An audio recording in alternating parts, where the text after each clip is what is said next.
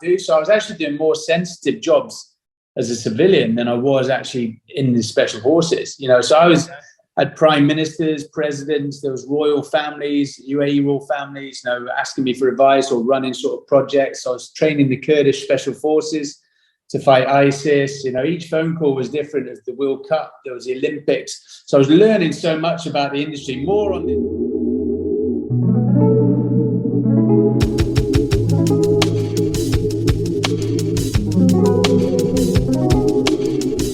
G'day. Welcome back to another episode of A Lot to Talk About. It is your boy, the captain of the ship, the man in charge, Bradley J. Driver. Of course, you can call me Brad. In fact, you can call me whatever you want to call me. If you listen to the show, I'm a fan of you and I appreciate you. And let me tell you, today is one that I've been waiting for.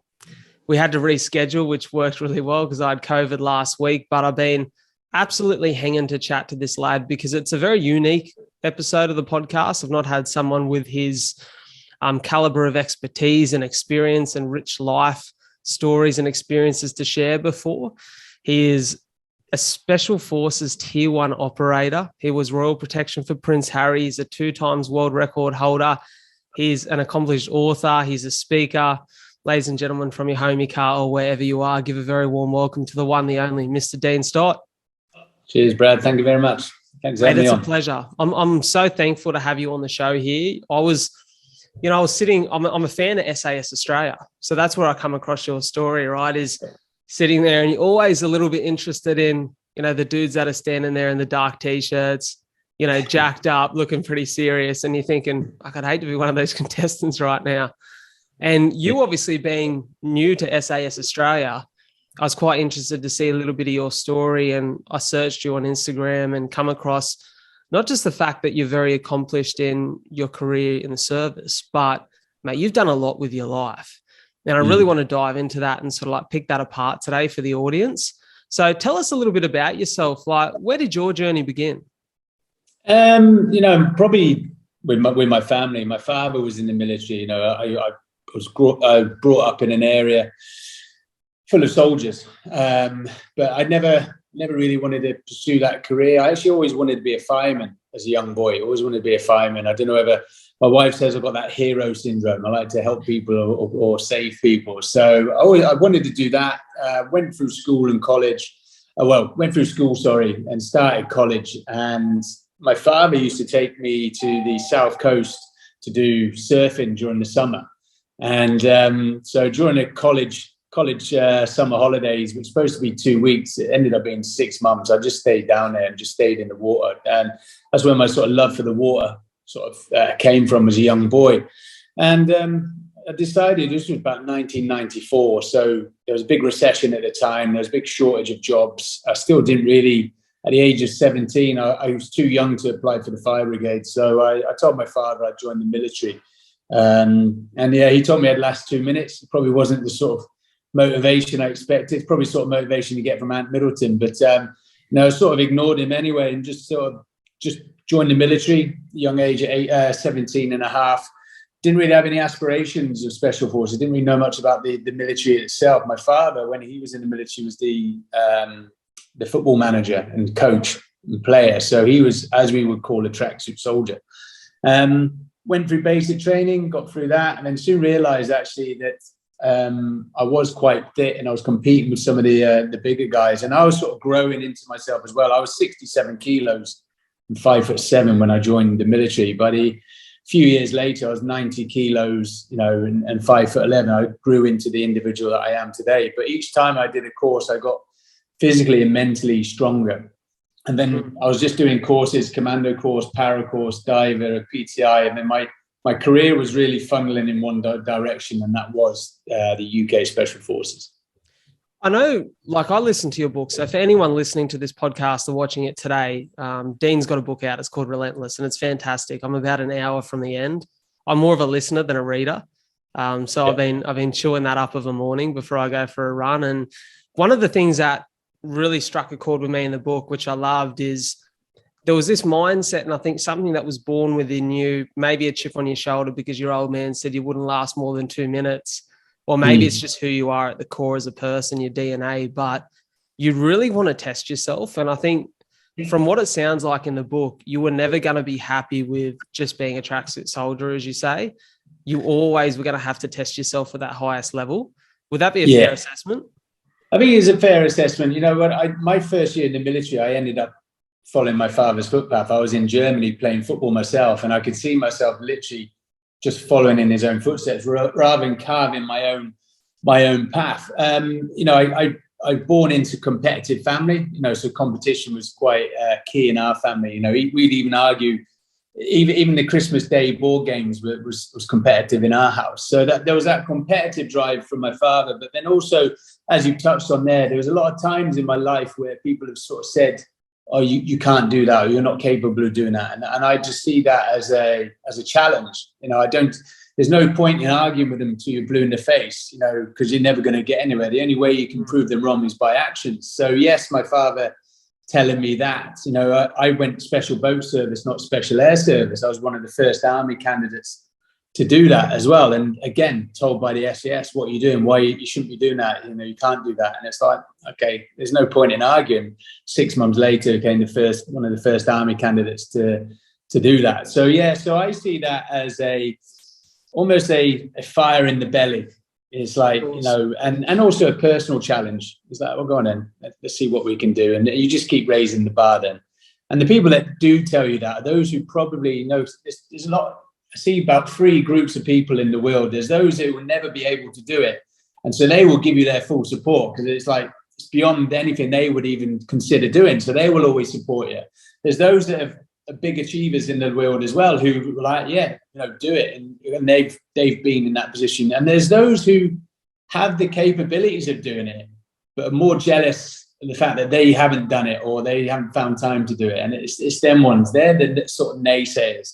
And they're the ones that's in any area, right? Exactly. In any area. Yeah, you're true.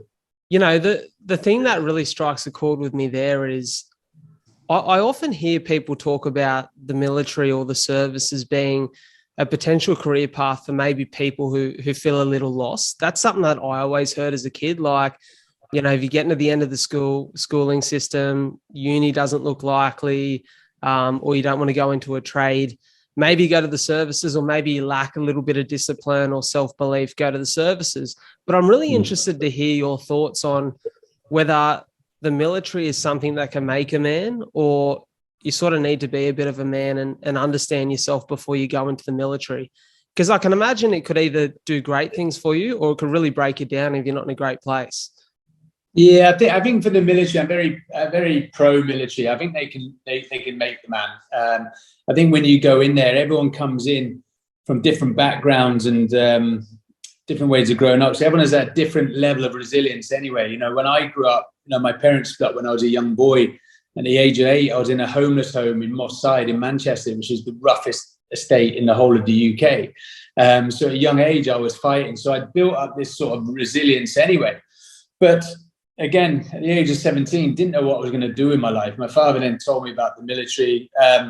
He was in the Royal Engineers, so I could get a trade from them. But again, everyone has this perception in the military is that they're not so bright individual. But I tell you what, there's so many other takeaway points now looking back from my time in the military. And it wasn't the trades and everything else. You know, the confidence of being able to talk in front of hundreds or thousands of people. And nowadays, with the birth of technology, a lot of people are being more socially distant and uncomfortable talking in groups. Whereas, you know, I came away, I was a ski instructor, I was a yacht master, I was a dive master. There was all these other skill sets I never knew that I could get from my time in the military. But what I did get, I think the biggest one was that sort of confidence, that self-confidence as well. And as you've rightly touched on there's a lot of guys and girls in the military who haven't had great beginnings, and they see the military as their new family. Some of them haven't come from broken homes. And when you do join the military, you've almost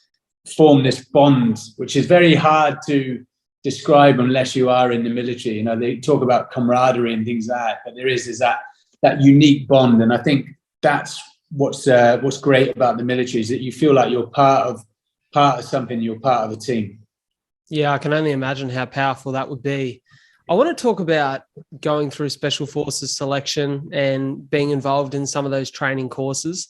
it obviously takes some physical ability, right? Like you have to be fit, you have to be capable. But I think as it does for most things in life that are a physical challenge or a real test, it requires probably more mental strength than anything.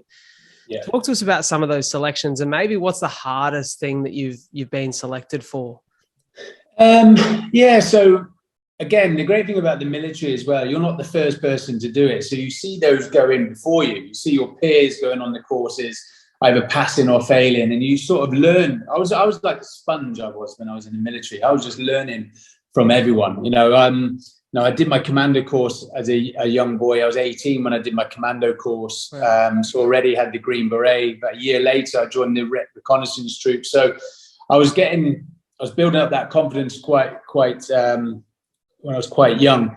But yeah, I wanted to do selection a lot younger, and people were like, "You're not ready yet. You're not ready." And I'm glad they said that to me, because you are. You do think you're indestructible and you can run 1,000 miles, but as you get older, you get a bit more wiser as well, and things like that. So you learn more about your body as well. You talked about the importance of physical and mental fitness, yeah, and I do believe mental has more percentage over the physical. But with these sort of types of courses as well, it's trying to stay away from injury. Now that's one of the hardest things. I generally believe that anyone can pass. We have the hills phase on selection, which is the physical element, the first month, running up and down the mountains with Bergens. I generally believe that most people in the military can pass that, with the right mindset, a little bit of training. But you lose 50% of them because of injuries. So you as an individual, when you're doing these courses, what your, my nemesis was my left ankle. I must have snapped my ankle twice. So even though I didn't go over, I was taping it up all the time. But you've heard about special forces, you've heard about the commandos, the paras. Actually, one of the hardest courses for me was the military diving course. I ended up becoming a senior dive instructor there myself, and it was a course I underestimated on how physically and mentally demanding it was as well, because it's not just the physical soldier and being able to go through the fitness. You also had to do with the physics, the laws and physics of diving as well. It's actually interesting to hear you say that, because being a surfer, you would think very comfortable in the water, right? But I guess, like you said, when all of a sudden it's not just you controlling your body, it's controlling the physics and also the ocean, man, and the sea. It's just Mother Nature is powerful. And it, like you said, at those depths, it demands an understanding that takes a lot of time. Yeah, and they beast you because you get extra money for being a diver. It's not easily given to you. They will just keep beasting you. I remember the second week, you've got a thing called exercise hard fin. You start in the morning with a big 2-hour run, and then you do an 8-hour dive. You literally go in and you just keep diving, and then when you run out of gas, you come back up, and then you go back in on this jack stay until you've done 8 hours total. And then once you've done that, you then swap with your partner. He's then doing it, and that's the start of the week. And it just basically just moving dive sites, setting up, because all dive equipment's heavy as well. So it was more the fatigue on that course. And without boring the listeners, we talk about saturation of the body. With gases, actually, the less fat you have in your body, the less it's going to saturate. So the instructors way of getting around being able to beast you is that you need to minimize any fat on your body. But they actually, I think historically, they lost a couple of guys, actually got killed on the course. They had them running in their wetsuits and didn't vent them off, and they just in their dry suits, and they boiled in their bag. They died. Yeah, so it's a physical course, but it's not well known compared to the others. But for me, that was a game changer. Talk to me about that quickly, because obviously you hear stories like that before you go into one of these courses. It's like anything. You hear the stories of worst case scenarios. You can't help but have that little bit of, I guess, thought in the back of your head that, well, that could be me. Like, how does that feel? Does it diminish your confidence a little bit, or? Well, you like to think you're right though. You go into a scenario and you always think worst case scenario. What's the worst thing that can happen to me? But I generally believe it's going to happen. But I like to trust the system. What we do in the military, which is great. I call it the hot debrief. We used to do a lot in the special forces. It was like, what worked, what didn't work, And if we can do it again, what would we do differently? So that scenario I've talked about, 2 divers that died. What would the fallout from that? There would have been obviously an investigation, and they'd be like, well, what were they doing? What didn't work? And if we were going to do that, what would we do differently? So the military do learn from those mistakes. Yes, you hear the horror stories, and there's certain things that you're out of your control, but you need to trust the system and trust that they've got your best interests. But I think if you live like that, you always think worst case scenario, you're not going to do anything. You would never, if you just believed everything you saw on Google or on the news, you'd never leave the house. You know what I mean? For sure. Talk to me about the paracourse, jumping out of planes. What's that like? How comfortable do you get with the idea of free falling out of the sky? And does it get weirdly comfortable? I think you get used to it. I did my basic para course not long after I'd done my commander course. So when I was about 20 years old, I was a young lad, and it's a static line one. It's low level parachute, and we I think because of the weather's not so great in the UK, we have a 4-week course, and the first 2 weeks is just ground training. You just repeat yourself, and it's like, so by the time you get into the plane, you're just like, just get me out, and I just want to get out. It's not a natural position to be throwing yourself out of an aircraft. But again, one of the things I learned from my time in the military is you have to trust the kit. You have to trust the kit and equipment. And again, you can't be thinking about worst case scenario. Yes, you've heard about fatalities and things like that, but you just need to trust the equipment. And majority of the fatalities especially within the military on training, isn't through equipment failure. It's through human failure. The individuals messed up.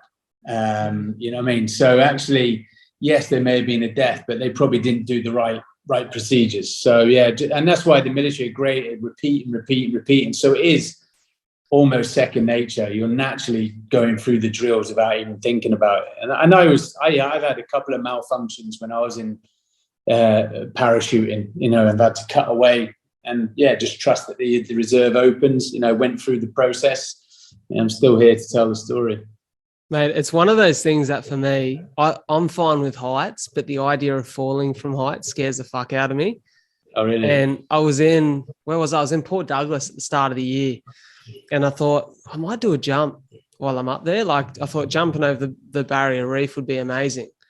And I just couldn't organise, because it's from Cairns to Port Douglas is an hour, to try and organise like transport back to get to Cairns that morning, because I wanted to do it at sunrise. I thought if you do it at sunrise, it'd be amazing.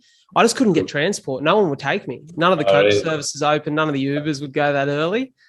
And I was like, I think it's almost like the universe gave me a little out there. I think I might do it in Wollongong. Yeah, there's a lot of guys in the military who don't like heights, but they jump. Because, sometimes when you're jumping, it's different from likes of rock climbing. When, I tend to find when you're on the side of a cliff looking down, that's more worrying than actually probably about 15, 20,000 feet. Because at least at 15, 20,000 feet, I've got more time. You can barely see the ground.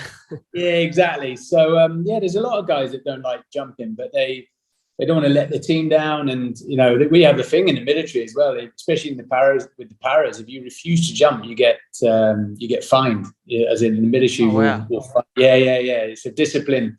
It's a disciplinary action. So you just do it anyway. Just jump. Yeah, for sure. Close your eyes. Just close your eyes. Count to 3. Take a leap. Yeah, exactly. Talk to me about your first time serving overseas. What was that like in terms of shifting your perspective on the world that we live in the Western world, and I guess the more modern society? And what did it teach you about not only the world, but yourself? So I ended up in Recce Troop Commandos, and my first trip overseas on tour was to Kosovo. It was the Balkans in 99. And that was the first operational tour for Recce Troop since the Falklands, and we're on the 40th anniversary this year of the Falklands. So, there was about a 27-year period. So for us, although it wasn't fighting, it was more peacekeeping, but it really gives us an insight into what, genocide. There was a lot of genocide going on and things like that. So it really opened our eyes, especially my eyes, to more about the political and the geographical structure. People still arguing over land from hundreds of years ago. But for us, everything we train for, we were now putting into practice. We're working on the border in OPs. But like I said, that wasn't a firefighting tour. But then when 9/11 happened, yeah, everything changed. The whole world of especially in the world of special forces, everything, the whole dynamic changed completely. And everything that we'd not dreamed about, but we trained for, and worst case scenario was now about to come to head. We were about to put everything we were training into practice for real. So guys that were coming off special forces were literally going straight onto the ground and doing operations. Whereas our sort of predecessors, there'd been a period of, a long period of nothing really. To all of a sudden really ticking all the boxes in a short period. When I joined, in a short period of time, I did the first ever operational jump for the SBS in Afghanistan. We did operational jumps doing hostage rescues. We're doing operational dive. We're doing everything in a short period, whereas our predecessors before could have done 15, 20 years and not even done one of them. And we were getting it in such a short period. But for us, it was what we trained for. But yeah, the tempo of operations just went tenfold, and it got to a point where really like, yeah, it's great, but it'd be nice to at least get a week off to go to the dentist or something. Yeah, of course. This is a silly question because I know you'll have an answer and I know you'll remember it quite vividly, but can you remember exactly where you were and what your thoughts were when 9/11 happened and you were hearing that news? Yeah, so I was in Wreckage in the 5-9 Commandos in North Devon, and I'd literally just landed that morning from Cyprus. I'd just been over to Cyprus for a 2-week football competition during the summer of Cyprus. So it was like Ayia Napa and places like that, which are big tourist resorts. We were just there for two weeks playing football. So I had a great 2 weeks there, came back, and we were about to deploy to Oman. A week later, there was an exercise called Exercise Safe Syria, which is a huge exercise with quite a few big nations, the US and a lot of the European nations. So they were we were all about to go out to Oman. My old sergeant major, he was down at the dive school, and he rang me and said one of his students has just failed his entrance test for his advanced diving course, which started this morning. So he said, can you be down here tomorrow? And for me, it was like brilliant, because you do your basic diving course, you advance, and then you diving supervisors. But each course incrementally gets more pay. It's about a 10-week course. So I was like, yeah, perfect. But I thought, well, I'm not going to go out to the desert and just sit on this exercise. At least I'm progressing in my career. So I was packing my kit that afternoon, and then one of the lads comes in. He said, oh, you need to come see this. And we went into the squadron HQ, and we had a cinema room. And went in, and they literally had it all on the big screen then. And you just like, oh, wow. But for me, I'd already committed to go on a dive course, and I was thinking, oh my God, they're all going to go from Oman straight to Afghanistan. I'm going to miss the war and things like that. But years later, we're still in Afghanistan. Be careful what you wish for, is what we used to always say. So, yeah, sure. But I always remember. I remember that, and then that evening driving from Devon down to Portsmouth, and as you know, it was all over the news. So yeah, everyone will remember where they were that day. I'm really curious as to, you hear about these situations, and I've listened to your book now or nearabouts. I read Ant Middleton's book a little bit earlier in the year, and I listened to a lot of Jocko Willink, because a guy who's never been in the military, I quite like listening to Jocko. He's quite a smart mind. And I listen to people who share these experiences and these times in service and over in the Middle East or wherever they've served.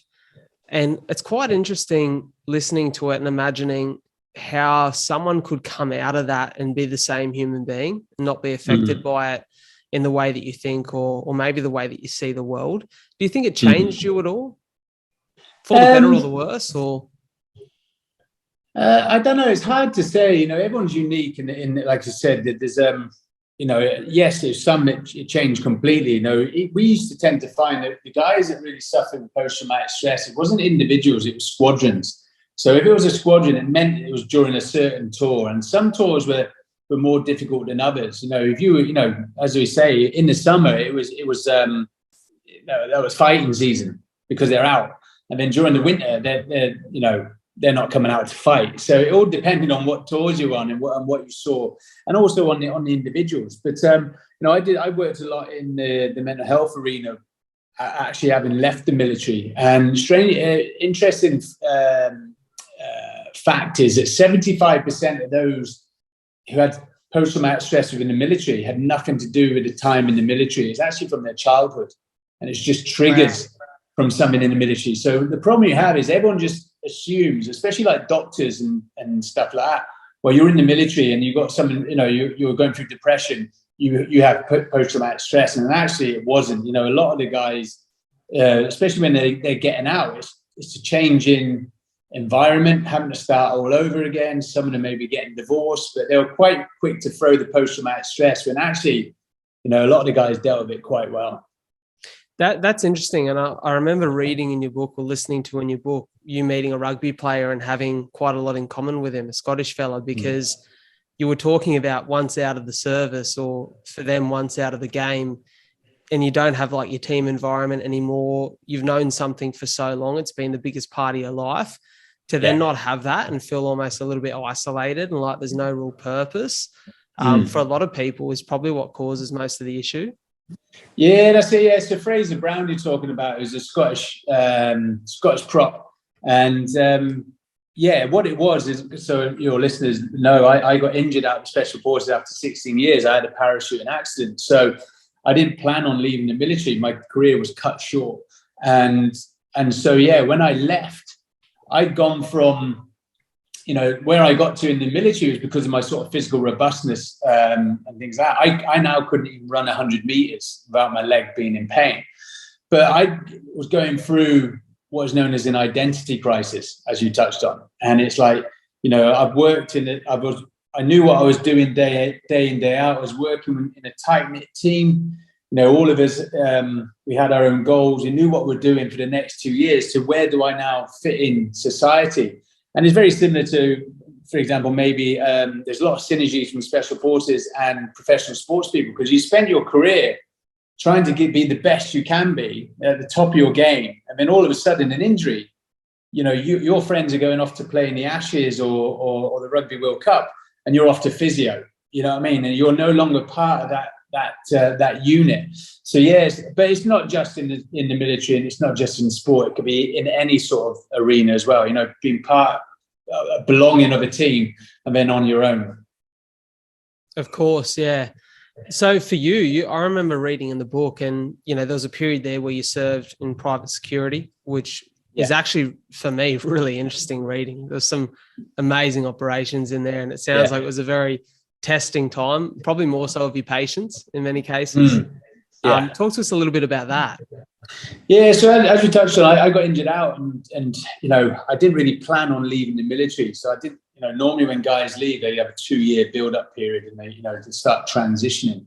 I was like straight out, also to add to the pressure, my wife was 8 months pregnant at the time. So, from my head was like, right, am I going to be able to support my family?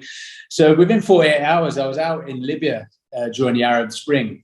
And a lot of these larger security companies were charging 6-7-figure sums for crisis management and evacuation plans, when actually when you scrape the surface, there was nothing in place. So I was trying to find a niche within the industry. A lot of my friends or ex-SBS were cleaning up on the east coast of Africa with piracy. That was at its peak. So I didn't want to be competing with them in the market. So I bought 30 weapons on the black market, and I buried them between Tunis and Egypt, and designed my own evacuation plans and sold them to the oil and gas sector. And then when people tell when you tell people, without sounding like Liam Neeson, working in the security industry is our natural step forward for us. Every phone call I got, it was a different job. So I was actually learning so much about the security arena. And also, because you're not in the military anymore, you're not governed or restricted what you can and can't do. So I was actually doing more sensitive jobs as a civilian than I was actually in the Special Forces. So I had prime ministers, presidents, there was royal families, UAE royal families, asking me for advice or running sort of projects. So I was training the Kurdish Special Forces to fight ISIS. Each phone call was different. As the World Cup, there was the Olympics. So I was learning so much about the industry, more on the corporate side. But what everyone has perception of special forces is all about Hollywood, blowing in walls, killing the enemy. And actually, that's 25% of what we do, and that's our fallback. Should everything go wrong, we have that as an ace card. But 50% of what we do is support and influence its hearts and minds. It's understanding the demographics, the politics, the tribal influences in these countries. And so that's where my sort of skill sets really progressed there. And 2012, when the American ambassador got killed in Benghazi, did a movie called 13 Hours. I single-handedly got an oil company, eight engineers from Benghazi to Tripoli. And then 2 years later, single-handedly evacuated the Canadian embassy out of Libya on my own, 18 military and 4 diplomats. But again, it sounds very sexy in Hollywood. It was just understanding the demographics, the politics, speaking to the right tribal leaders and things like that. So I then soon got a name within the industry of being one of the top guys. Yeah, and look, understandably, there's some great stories about that in the book, Relentless. And more. I bet. And the one thing that probably impressed me the most about all of it is, like you just touched on there, having to understand the political landscape and the demographics of the area you're in. Mm-hmm. How much research does that require pre-operation, or is it more learning on the ground in the first couple of weeks you're there? Yeah, you can get so much from the internet, which will help you, but literally boots on the ground, being there, being immersed in that environment and understanding the atmospherics, always having a good fixer. So each country had a really good fixer, someone who was quite well connected, to get things. And I used to sit down with them and they used to tell me, all the stories and the history and things like that. But again, because you're a civilian, you don't have that fallback of, 30 guys from the squadron, 2 CH-47s and air cover and things like that. So you have to get it right because, no one's coming to get you. So you did listen more than you did when you were in the military. When you're in the military, you're just told where you're going and what mission you're going on. When you're out there, you sort of see two sides of the story. Captain of your own ship, right? Exactly, yeah. The one thing that was probably most relatable for me in the whole book, and the thing that I've really enjoyed listening to, is the Guinness World Record. The cycle ride, and for me it stood out because on a much smaller scale, I've challenged myself a little bit in the endurance world over the course of the last 2 years, and there's so much benefit to it, more mentally, I think, than physically, if anything. And for me, it was sort of probably similar to you, where it was very foreign to me when I threw myself into the challenge. And, I was talking to my old man this morning. We went for a run together and he said, "Who you got on today?" And I said, "I got this fella, Dean Stott, massive military background, special forces guy." I said, "But probably the most impressive thing to me is, he broke the Guinness World Record for cycling across the Pan Am Highway in the fastest time, 99 days, I believe it was, if I got that correct." Yeah. And I said, "But he wasn't a cyclist." My old man was like, "Fuck, that's pretty impressive."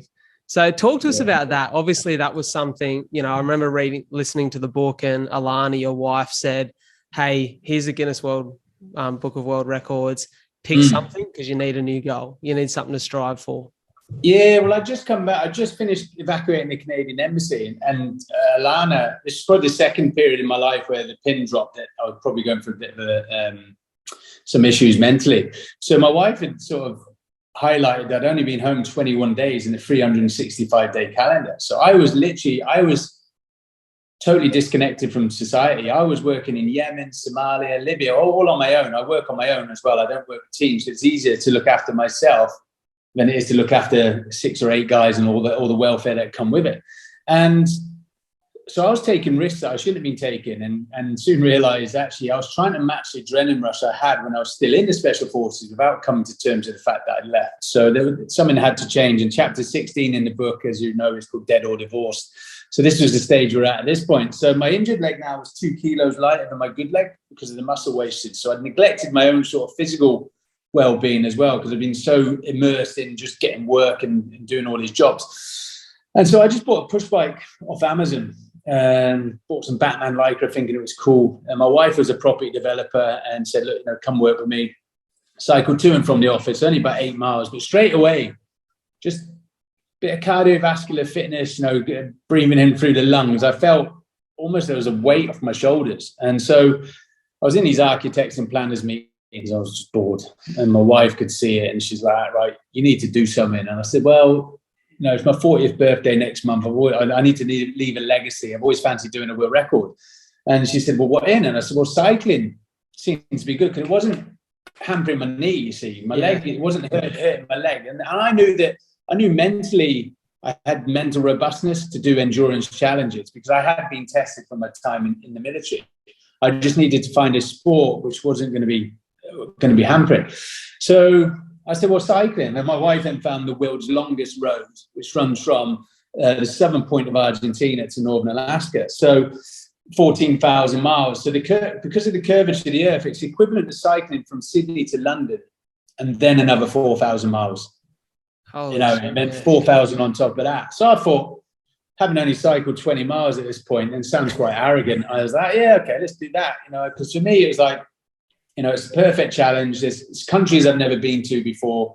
There's all the different temperatures. Yes, I've operated in the military then, but I've not done it on the bike. And so, the world record at the time was 117 days when I applied for it. 6 weeks later, Guinness came back and said, yes, you've been successful on your application. So for me, I had a target, and to do the world record was my own sort of challenge. So I had something to train for, because you could just go do it anyway, and it's still a great achievement. But it meant I had something to train for. And then I did a lot in the military charity sector as well when I left the military. I was an ambassador for the SBS Association, ambassador for the British Legion, which is the UK's largest and oldest military charity. So obviously, that Prince Harry and I know each other. So I messaged him and I told him about me doing this. And I said, what campaign should we do it for? And he was about to launch a campaign with his brother and Kate called Heads Together on mental health. And so, I was aware about mental health in the military, which we've touched on already on this podcast, but I wasn't aware how big it was throughout the whole of society away from the military. Postnatal depression, young children, teenagers, all the way through to adults, men and women. And mental health doesn't discriminate. It doesn't matter whether you're rich, poor, where you're from in the world. Everyone suffers. So I thought, perfect. That's the challenge for this, or that's the campaign message. So trained for a year, set a target of £1 million. My wife sort of ran the whole backgrounds and stuff like that, so I could just focus on the training.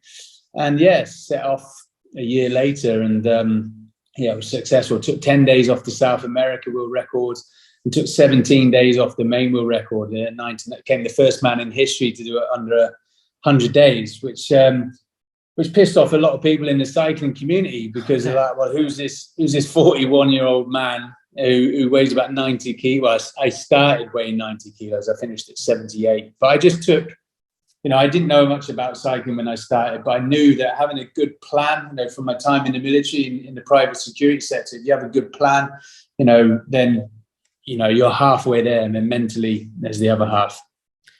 I love that, and I love hearing it. And for me, I've done all my endurance stuff for charity, and it's maybe more fulfilling than actually finishing it yourself. Yeah. Like knowing that you've done it for the greater good of people who really need it is the thing that kind of gives you that motivation. Something that I learned, like when I started running, like I'd maybe done 4 or 5K runs in about 7 years. And I was like, okay, I'm going to run a marathon. And I was doing mine I decided to do it while I had bleeding lungs in hospital. So my doctors were furious because they were like, mate, it's not a good idea. But I think, similar to what you said earlier, that chip on your shoulder of, no, you're probably not going to be able to do it. This is going to be a bad idea. Kind of motivates you to go, well, watch me. But then knowing I was doing it for the cause, which is Cystic Fibrosis Australia, which is a condition that I live with. So I'm really tightly, like it's really close to my heart. It means a lot.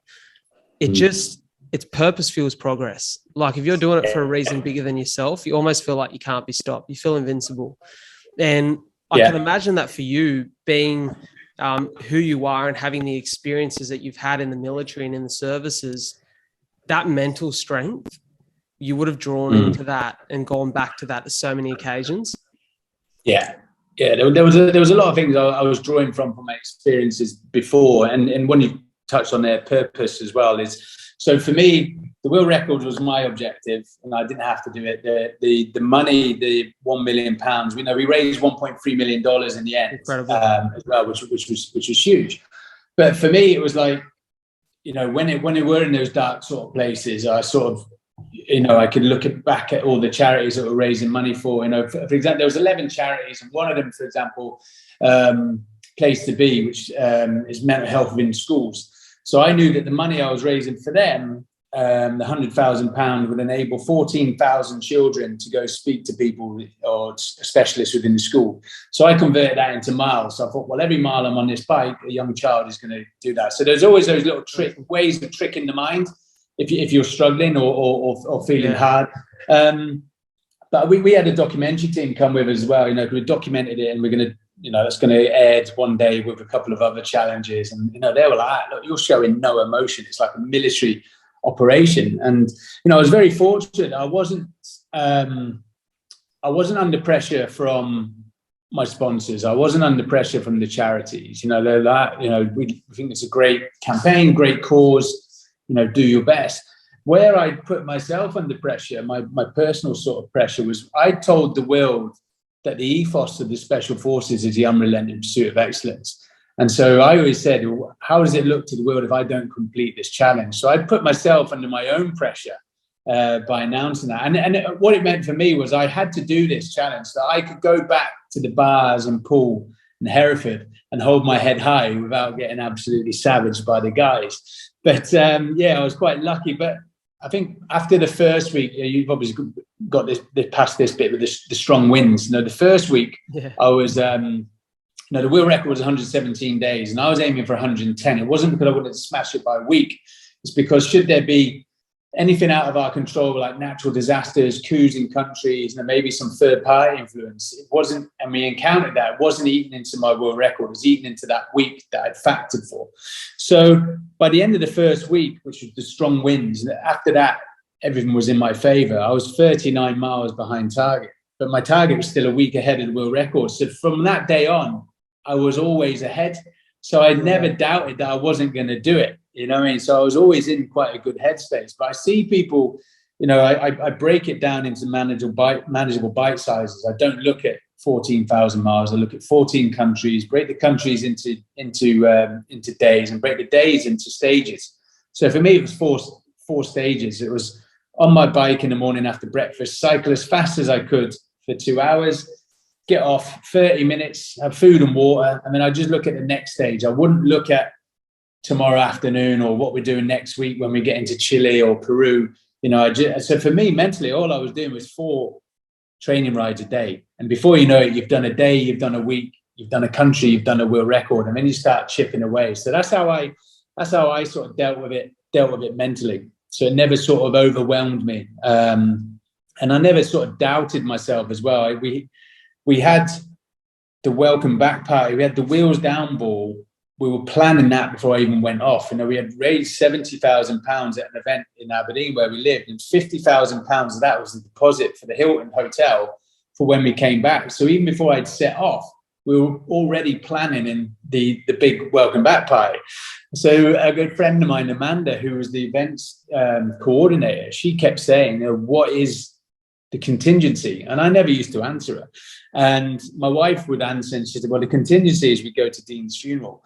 But when I came back, having completed it with 2 world records and raising so much money for charity, I said to her, the reason I didn't answer you was because if I knew we had a contingency, when things got hard, you naturally would take that route. So for me, there was no contingency other than completing it. So I was sort of blocking the outs. So a lot of people, if they realize there's an easy way out, they'll take that easy route. But if they realize there's actually no easy way out and the only way is forward, then there's no option. And that's what I did. I didn't have a contingency other than completing it.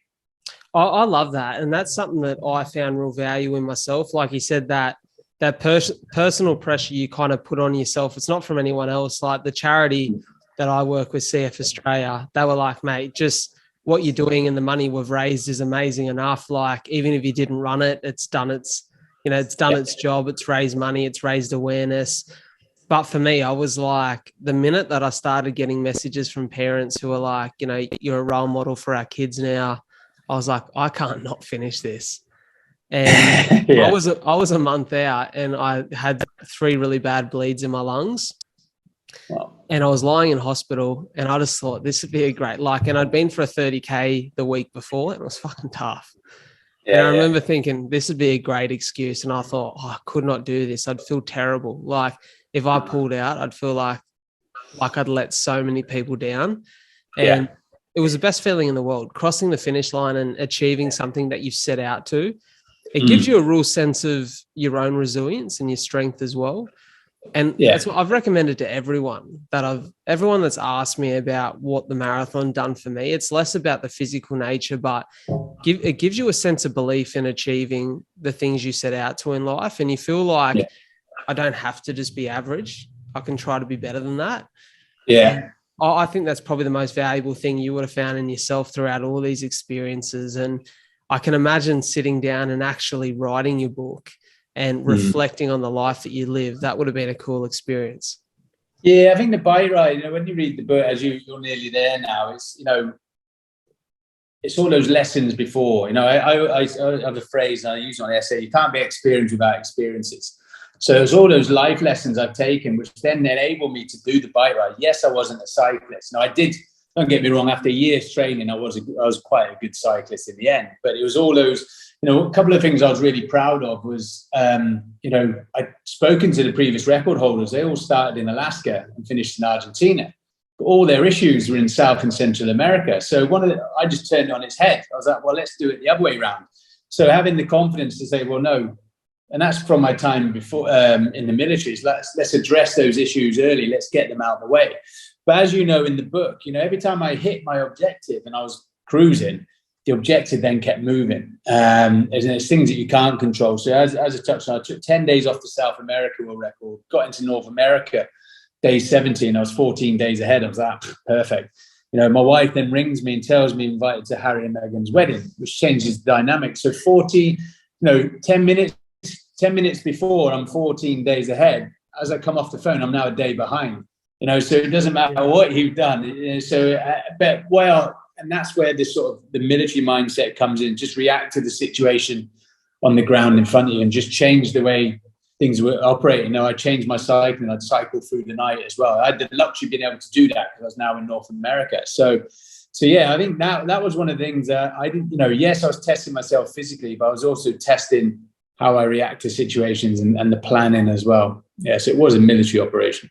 What do you think would be the most surreal experience on that ride? Like I can imagine you crossing some serious landscapes, some stuff that probably blows your mind thinking back to where you were in the world at the time. And mate, the world's beautiful. It's incredible.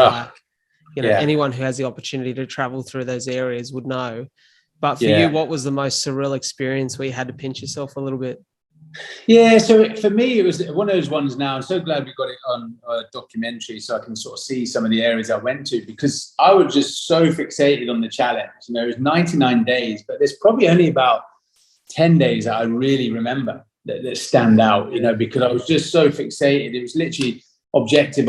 Did I hit my target for the day? What's the next target? And I wasn't really taking in everything that was around me. But you got from bottom of Argentina where the bottom of the earth, as they say, it was just so windy. But the key one to me was when I crossed from Argentina into Chile, because that was my first country done. So that was a big boost for me. The Atacama Desert in Chile is the driest. It was 47 degrees centigrade and no shade for a week. So I always remember a couple of days on that. The biggest climb on the Tour de France is between 20 and 21 kilometers. And my biggest climb was 67 kilometers from sea level to 4,500 meters. So literally everything was just grand. It was so big. So obviously breaking the world record in Cartagena in Colombia was a big one for me. But then after that, it was just certain days. I always remember the phone call, because I was like, perfect. We're in Texas now. We're in North America. Everyone speaks my language. The culinary options are a lot better. But yeah, but then the new record I had to aim for, was there in front of me. So yeah, I always say to people now when they're doing these challenges as well is try and enjoy it. Try it, and it's easier said than done. It's easier said than done. If you're doing it for a world record and target, you're just fixated on numbers. That's all you're fixated on. I was fixated on numbers, windy TV on my phone to see what the winds were doing, and just knowing where I was sleeping that night. I wasn't really taking in the grand scenery.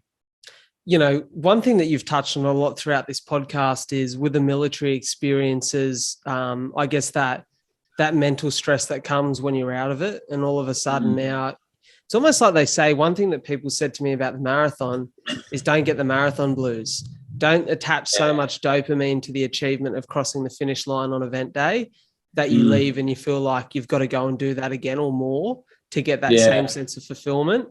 And how important do you think it is for people listening or watching on to, I guess, learn to intelligently attach dopamine or that sense of achievement to the little everyday tasks that get you closer to the goal, as opposed to just setting your sights on the big day and putting so much hope and expectation on that?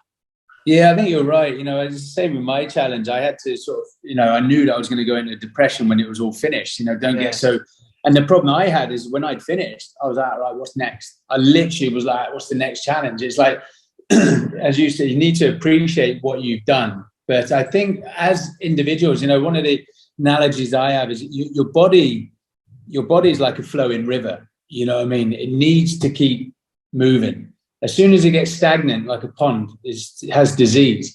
But so, yes, keep moving, but you need to control the flow. Like my flow is like full on. Whereas actually, it's like I could go do a century ride. And that's quite a big achievement in itself, because I think you always need to have something to be aspiring for or to training for, but don't always try and, exceed what you've just done. You know what I mean? Because that's the problem I had. I chose the world's longest road as a non-cyclist and achieved the world record. How am I going to beat that now? So, but luckily for me, my sport, I dip my toe in that, and I'll try another sport. But yeah, I think for those, as you touched on there, appreciate what you've done. Don't rush, because you do. Once you get that high, you're like, I want that high again. You know what I mean? And it's like, what can I train for next? And just appreciate what you've done, and it doesn't have to be as big as what you've done as well, because everyone's unique. For me, doing that bike ride, yes, it took it out of me, but could I do it again? Yes, I could do it again. Could I go faster? Probably, if I knew, but I'm not gonna do that, But yeah, that's one thing I wish I had done more, is appreciate what I'd done before I just started chopping off about the next one. Yeah, I've been much the same. And for me this year, I'm 6 weeks away from the marathon I was supposed to run, but I've injuries galore this year. The Achilles has given me issues. And it was that hard for me to make the decision not to run. Like I had to go away for a week and just think about it, because I was so in my head, like, if you don't do this, like who are you? Like outside of conquering these things, who are you? And it took me a while to figure out, well, sometimes you got to live to fight another day. Yeah. Like you said, it's almost, you get that hero complex about yourself where you're like, I have to do this. Yeah. And without it, I'm not a hero.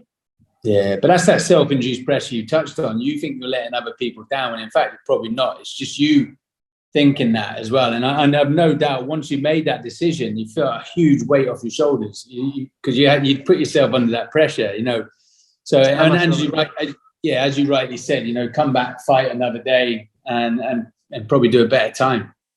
100%. That's the goal anyways. Yeah. Talk to me about, we've just been in the spirit of actually relishing in your achievements, but I've got no doubt that there's a few more goals left on your checklist. Yeah. What are some of the things that you want to conquer now with the rest of your time here on Earth? So for me, obviously now I need to spend more time as a father as well, so I want to spend more time with my kids. We've sort of changed our lifestyle. We've moved from UK to the US. For me, I need to have a goal. One of the things I talked about was kayaking, the River Nile, the world's longest river. It's never been done before, from source to sea. So I was like, perfect. That's the challenge for me, because it's a challenge. It's never been done before. It's everything I've learned from the bike ride will go into that. One of the feedbacks I got from that is, yes, it doesn't, and it's sad to say, it doesn't matter how many world records you've got or how many millions you raise for charity. We live in a society where it's like, well, how many followers have you got? Have you done any TV and things like that? So this is where my focus is in the next couple of years, is building that platform. So then when I then announce the Nile, I've got more eyes to it and we can raise more money. But for me, yeah, the Nile will be one, and then there'll probably be another. So take three sports I've never done before, find the biggest challenges, and yeah, leave a mark. I love it. How much does the surfboard get out in Southern California these days? Not as often as it should be, actually. Not as often as it should be. But, you know, it's one of the things me and the wife talked about as well. It's really the hardest thing we have in today's world is trying to find that balance, you know, balance of family life and work life as well. And that's one of the hardest things I found about the bike ride. It wasn't the actual challenge itself. It was the training. It was that year training, because you're having to juggle, you know.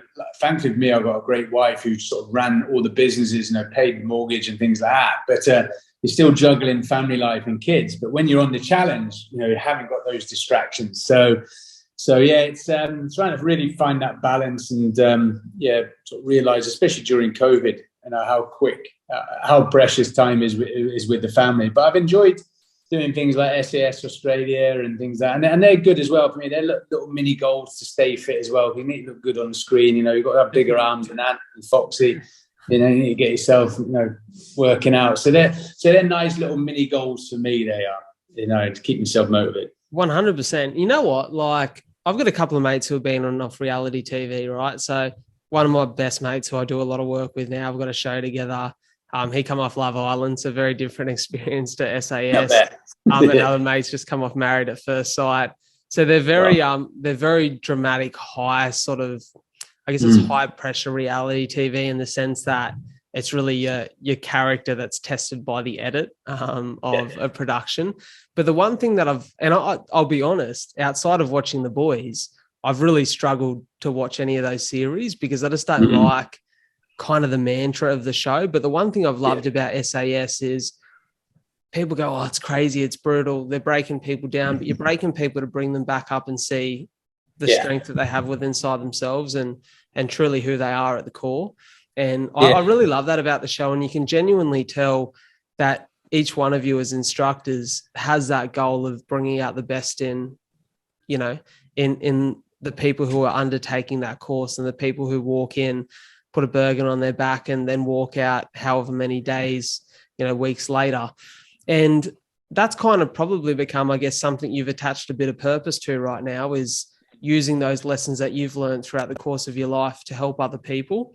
And I want to ask you a few questions around that, sort of some more rapid fire questions that might leave people with some points that they can write down and work on every day. So what would you say is the greatest lesson that you've learned so far in the years of your life?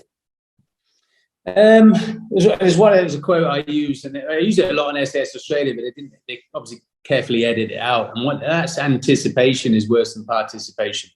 You know, we've talked about, you know, we think about the worst case scenarios all the time. And actually, when I always I see people before they do the challenges, and especially those that are really sort of psyching themselves up, whether it's on SAS Australia or whether it's students I've taught in the military. And then I've always gone to them afterwards and I said, well, actually, on reflection, how bad was that? And they're like, actually, it wasn't that bad as well. So, you know, as long as you can get through that personal challenge, you know, what's the worst that could happen? You know, I mean, probably death. But, you know, anticipation is worse than participation. And it's interesting to see people when they look back and think, actually, that wasn't that bad. You know, I'll do it again. You know, like my bike ride, you know, if you ask me when I crossed that finishing line, would I do it again? I'm like, never getting on a bike again. You know, a couple of weeks later, I might go for a ride.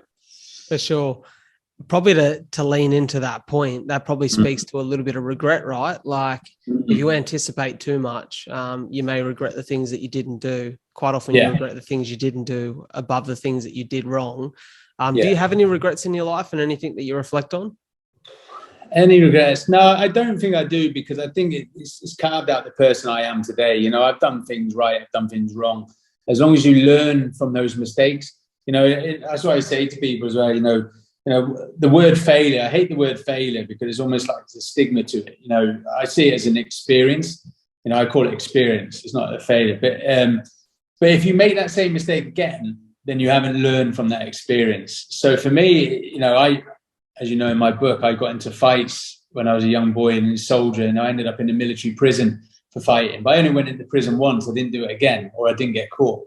One of the two. I learned from that. You know what I mean? So I have no regrets, because it carves you out. It builds that resilience and that character in you.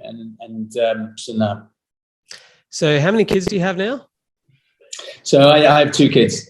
2 kids. So obviously, as a father, I can imagine that's your most proud role in your life right now. What's the one thing that you want to leave your kids with, like that one legacy that you want them to remember Dad by?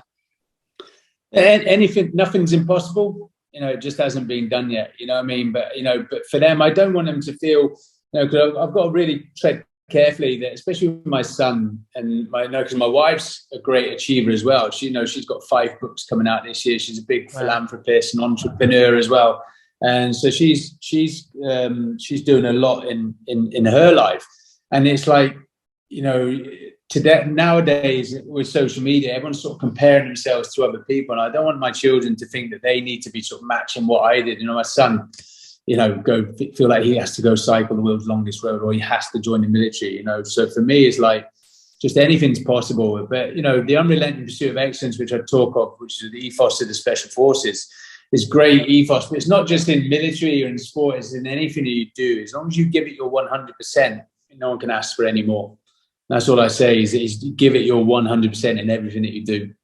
I love it, mate. I think for anyone listening to or watching this, I honestly recommend, I'm not pissing in your pocket here just because you're on the screen, but the reason I reached out to this man is he's not only talk the talk, but he's walk the walk. Like, there are genuine life experiences here that not many people will ever have. And you need to read this book, or you need to listen to it, because there's so many lessons within it that, whilst they are extreme, they definitely relate to life, and you can take plenty of actionable lesson from it. Dean, it's been an absolute pleasure to have you on the show, mate. I really do appreciate you taking the time in a busy schedule to come and chat to me. It means the world, mate. No, it's a pleasure. It's a pleasure. Next time I'm in Sydney, we'll go for a run, shall we? Mate, 100%. But you might have to slow down. Full of hair. I don't know. I'll play it on my injury. I'll go on the bike. Yeah, fair play. Hey, I'm going to make sure that your social media links and all the links to your book and everything you do are within the show description. So for everyone listening, go check that out. Thank you so much for your time, mate. Cheers, Brad. Thank you so much.